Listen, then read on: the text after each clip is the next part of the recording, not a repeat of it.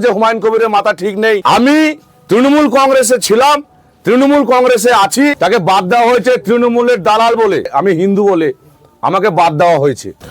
আজকে press conference এই কারণেই যে আপনারা জানেন গত 22শে ডিসেম্বর সোমবার মুর্শিদাবাদ জেলার অধীন রেজিনগর থানার অন্তর্গত খাগড়ুপাড়া মোড়ে এক ঐতিহাসিক জনসমাবেশে লাখো লাখো মানুষের উপস্থিতিতে হুমায়ুন কবির তার নতুন রাজনৈতিক দলের নাম ঘোষণা করেছেন। এই যে জনসমাবেশটা ছিল, সেই জনসমাবেশে সিপিএম, কংগ্রেস, বিজেপি, তৃণমূল তথা পশ্চিমবাংলার মাটিতে বিভিন্ন দল থেকে আগত মানুষ সেখানে হুমায়ুনের ডাকে তারা সংঘবদ্ধভাবে এবং ঐক্যবদ্ধভাবে সামিল হয়েছিলেন বা সমাগম হয়েছিলেন। আমরা 22শে ডিসেম্বর আমরা দেখলাম আমাদের প্রিয় নেতা হুমায়ুন কবির তিনি তার রাজনৈতিক দলের নাম, দলের পতাকা, সিম্বল এবং দলের যে ইস্তাহার বা ম্যানিফেস্টো সেটা তিনি প্রকাশ করেছেন।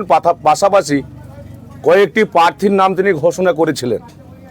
এখন এই প্রার্থী তালিকার মধ্যে একটি প্রার্থী নিয়ে তামাম বাংলার মিডিয়া শোরগোল বা বিভিন্ন রকম সমালোচনা শুরু করেছে। রাজনৈতিক মহলে এর একটা টানাপোড়েন, উত্তেজনা চলছে বাংলা জুড়েই। তো বালিগঞ্জে এক ভদ্র মহিলাকে প্রার্থী করা হয় যার নাম নিশা চ্যাটার্জি, যার ভালো নাম আছে সঞ্জনা চট্টোপাধ্যায় বা চ্যাটার্জি। তো নিশা চ্যাটার্জি বা সঞ্জনা চ্যাটার্জি যে মহাশয়া যাকে প্রার্থী করা হয়েছে, তিনি এখন অভিযোগ করছেন আমি মুসলিম বলে, আমি হিন্দু বলে আমাকে বাদ দেওয়া হয়েছে। হুমায়ুন কবির যে দল লঞ্চ করেছেন সেই দল ধর্মনিরপেক্ষ দল, সেকুলার দল। সেই দলে কোনো দলীয়ভাবে ধর্মের ভিত্তিতে কাউকে দলে নেওয়া বা দলীয় বা ধর্মের ভিত্তিতে দলে সংগঠন করা এ তার মানসিকতা নেই। বাংলার সমস্ত সর্বধর্মের মানুষের সমন্বয়ে একটি দল তিনি প্রতিষ্ঠা করেছেন, দলের নাম জনতা উন্নয়ন পার্টি। তো তাকে হিন্দু বলে বাদ দেওয়া হয়নি, তাকে বাদ দেওয়া হয়েছে তৃণমূলের দালাল বলে। তৃণমূলের সঙ্গে তার যোগসূত্র রয়েছে বলে তাকে দল থেকে বাদ দেওয়া হয়েছে। কারণ তার যে মাধ্যম, সে যে মাধ্যমে ওই মাটিতে ওই জনসভায় এসেছিলেন, তার নাম হচ্ছে সানিয়াত চৌধুরী, যার বাড়ি বহরমপুরে, কিন্তু বহরমপুর তথা মুর্শিদাবাদে ঢোকার ক্ষমতা তার নেই। তিনি পক্সো কেসে 2 বছর জেল কেটেছেন। তিনি কখনো আবু তাহের খানের ভাইপো সাজেন, কখনো তিনি শমীক হোসেনের ভাই সাজেন, কখনো তিনি বহরমপুরের যে চেয়ারম্যান পৌরপিতা নারুগোপাল মুখার্জির ভাই সাজেন। তিনি আইপ্যাকের ইন্ধনে, আইপ্যাকের মদতে হুমায়ুন কবিরের ভাবমূর্তিকে নষ্ট করার জন্য পরিকল্পিতভাবে পরিকল্পনা নিয়ে ওই মহিলাকে নিয়ে তিনি জনসমাবেশে এসেছিলেন। এবং ওই মঞ্চের অ্যাঙ্কার ছিলাম আমি, সঞ্চালক ছিলাম আমি। যখন গেটে আমাদের কয়েকটা ছেলেকে মিসগাইড করে কোনোভাবে মঞ্চে ওঠার পরে ডান দিকের সামনে সানিয়াত চৌধুরী বারবার আমাকে ডাকে এবং তিনি বলেন বালিগঞ্জের ওই মহিলাকে প্রার্থী ঘোষণা করতে হবে। তো স্বাভাবিকভাবে আমি যেহেতু সঞ্চালক ছিলাম, আমি সানিয়াত চৌধুরী একটা পরিচিত মুখ, তার কথা মতো আমি হুমায়ুন সাহেবকে বলেছিলাম। হুমায়ুন সাহেব ব্যস্ততার কারণে অত তার মাইন্ডে ছিল না। আমাকে নামটা এন্ট্রি করতে বলে এবং আমি কিন্তু সেখানে নামটা এন্ট্রি করি এবং হুমায়ুন সাহেব কিন্তু তার নামটা ঘোষণা করে। এটা আপনারা সবাই দেখেছেন, বাংলার মানুষ দেখেছে। কিন্তু সানিয়াত চৌধুরী পরে ওই সমাবেশ ছেড়ে যখন সন্ধ্যাবেলায় ফিরে গেছেন বাড়ি ফেরার পরে তারই এক বন্ধু ঘনিষ্ঠ তাকে যখন ফোন করেছে, ফোন করার পরে তার যে অভিসন্ধি, তার যে উদ্দেশ্য, কোন মতলবে, কোন উদ্দেশ্যে, কোন অভিপ্রায়ে তিনি ওই মহিলাকে নিয়ে ওই মঞ্চে গিয়েছিলেন, তার ভয়েস রেকর্ড আমরা কিন্তু পেয়ে গেছি। সে কি বলছে আপনারা শুনবেন, আপনারা অবশ্যই শুনবেন, দেখবেন। সে বলছে আমার নেতা অভিষেক ব্যানার্জি, আমার নেতা নারুগোপাল মুখার্জি, আমি তৃণমূল কংগ্রেসে ছিলাম, তৃণমূল কংগ্রেসে আছি এবং 2026 সাল পর্যন্ত থাকবো।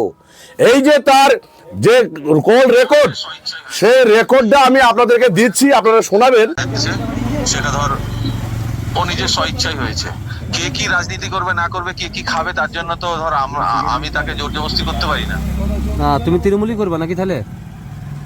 অবভিয়াসলি আমি তৃণমূল কংগ্রেস, অবভিয়াসলি আমার তৃণমূল কংগ্রেস সবসময়। অভিষেক ব্যানার্জি আমার নেতা, নারুগোপাল মুখার্জি আমার নেতা।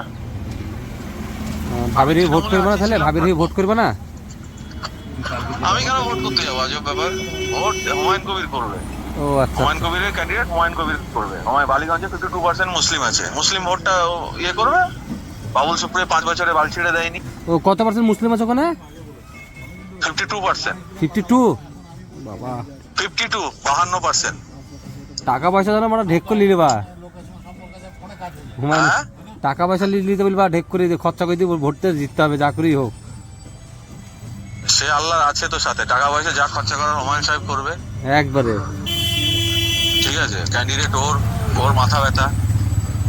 ঠিক আছে ভাই, তো আমার তো কোনো মাথা ব্যথা নেই। আমি তৃণমূলে, আমি তো 2026-এ নারুদার পিছনে। ঠিক আছে। আমাদের যেটা বলার বক্তব্য, তৃণমূল কংগ্রেস আইপ্যাককে দিয়ে সানিয়া চৌধুরীদের মতো অ্যান্টি সোশ্যাল ছেলেদেরকে দিয়ে আমাদের যে ভাবমূর্তি নষ্ট করার চেষ্টা করছে দল এবং আমাদের হাইকমান্ডের, আমরা পরিষ্কার বলতে চাই, এইভাবে নোংরামি করে ষড়যন্ত্র বা চক্রান্ত করে হুমায়ুন কবিরের ভাবমূর্তি নষ্ট করা যাবে না, তাকে রুখা যাবে না। আপনারা যেটাই করতে চাইছেন আপনাদের উদ্দেশ্য ব্যর্থ হবে। কথায় আছে, যার যত জোশ খ্যাতি তার তত সমালোচনা। আজকে হুমায়ুন কবিরের জনপ্রিয়তার খ্যাতি বাংলার সীমারেখা ছাড়িয়ে তামাম ভারতবর্ষের বুকে ছড়িয়ে পড়ছে। এখন আপনারা ঈর্ষা পরায়ণ হয়ে প্রতিহিংসার কারণে আপনারা বিভিন্ন রকম চক্রান্ত এবং ষড়যন্ত্র আপনারা আঁটছেন। আপনাদের ষড়যন্ত্র চক্রান্ত অভিসন্ধি মিডিয়ার মাধ্যমে আমরা দেখাতে চাই যে তৃণমূল কংগ্রেস যে নোংরামি করে চক্রান্ত এবং ষড়যন্ত্র করে হুমায়ুন কবিরের ভাবমূর্তি নষ্ট করতে চাইছে, এভাবে হুমায়ুন কবিরকে ভাবমূর্তি নষ্ট করা যাবে না, তাকে দমন করা যাবে না। পরিশেষে বলবো, হাউই কহিল মোর কি সাহসে ভাই, তারার মুখে আমি দিয়াছি ছাই, কবি বলে তারার গায়ে লাগে না কো কিছু, সেই ছাই ফিরে আসে ওই তৃণমূলের পিছু পিছু। মামলা করার হুঁশিয়ারি দিয়েছে, কি বলবেন ওতে?